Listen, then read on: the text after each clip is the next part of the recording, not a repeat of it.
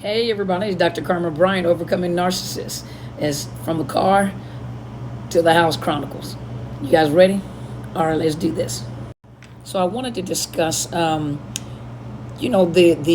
for some people the inability to get into counseling or therapy, and there are a lot of stigmas behind therapy. First, allow me to say this: when a person that could be potentially a therapist goes to school to study therapy, usually it's under the master's program. You have to have a master's degree.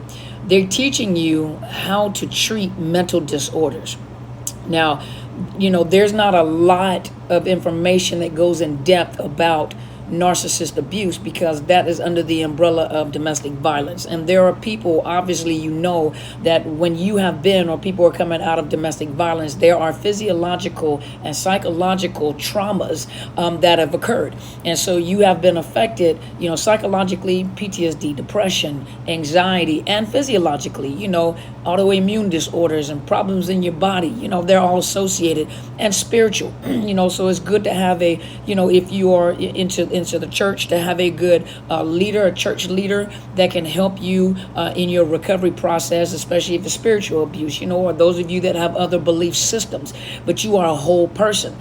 When the therapist goes to school to become a therapist and licensed as a therapist, understand that they're going to treat mental disorders.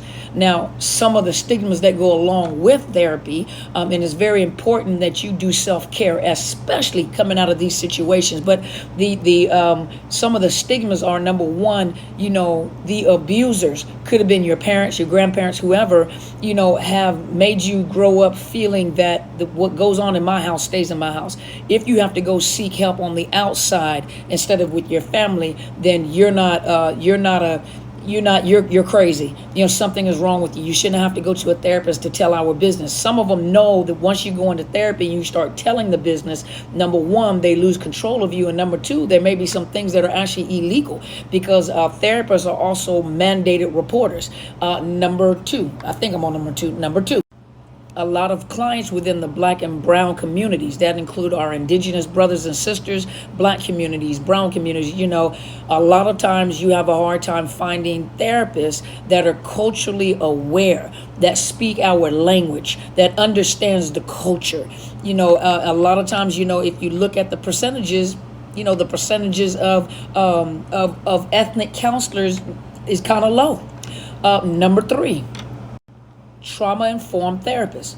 Not all therapists are trauma-informed therapists. I want you to go to part 2 so I can continue the conversation with you.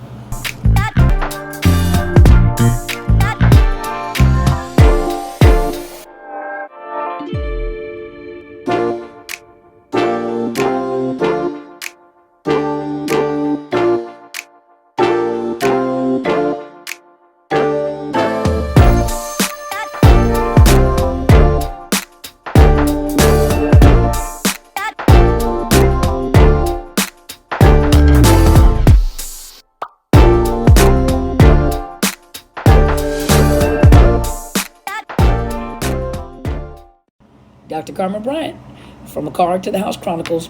This is part 2, and we're having a discussion or completing our discussion in reference to therapy. Ready?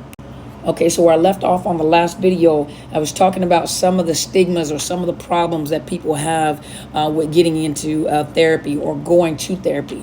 We've already talked about, the stigma of what the family makes you feel like searching for therapy, making you feel as if you have to go to therapy, you're crazy. And what goes on in my house stays in my house. If you have to go look for help outside of your family, then you really are crazy. And remember, a therapist, when a person goes to school to learn how to do therapy, they're learning how to treat mental disorders.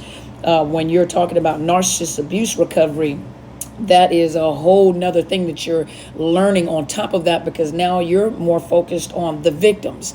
And so the last thing that I said in that last video was another problem that people run into, besides the brown and black communities and the indigenous brothers and sisters that we have looking for therapies, some of them not culturally informed, and also trauma-informed therapists. So now recently, within the last year, and I think it was just last year, for many of us therapists, doctors, nurses, All of us have to have so many hours of continued education every, I think, 2 years, some every year, every 2 years. And PESI is one of the largest, you can go look it up, PESI is one of the largest training for those that are in the mental health or social workers, nurses field, that teaches about mental disorders and treatments. One of the things that have popped up finally is treating, and they actually say a narcissist abuse. They actually say a narcissist, because at one particular time you didn't label a person with a mental disorder by the disorder, and normally ethically that wouldn't be correct. However, they use the term a narcissist, and the abuse and the gaslighting. Well, a lot of therapists are not yet trained. They're not yet informed about this type of trauma that comes from this type of abuse by a person that has this type of disorder. And so there's still studies going on. Researchers are still doing research about narcissistic personality disorder and about the effects of the abuse. And so you have more people coming out now that are more interested in helping the victims, because coming out of this, like I said before, you have physiological, psychological problems, spiritual problems, and you need a whole person recovery. You are a whole person, and you have different areas of your life. You need to seek help. You need self-care. Now, what I want you to do is go to part 3. Dr. Carmen Bryant, Card to the House Chronicle. So this is part 3. We're having a discussion about therapy, especially after narcissist abuse. Let's go. So as I was saying in part 2, you have to realize that, especially after narcissist abuse, is really about the whole person concept. Not only do you need to physically get well because you have been traumatized, your brain has been traumatized, your body has been traumatized, your psyche, the psychological aspect of you has been traumatized. Some of you have been spiritually traumatized. You are a whole person, a whole unit, and every part of you needs some type of healing.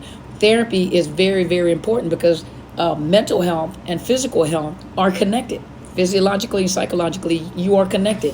Whatever affects you psychologically also has an effect on your body. And whatever happens to you physiologically, what happens to your body, and especially people that are sick or have diseases or COVID, it affects you psychologically. So it's very important. Don't worry about the naysayers. Don't worry about people that think you're crazy. You know what? There are people that come to see me that they don't have mental disorders, but they need to come and talk to a therapist from time to time. Some people are in positions of high power.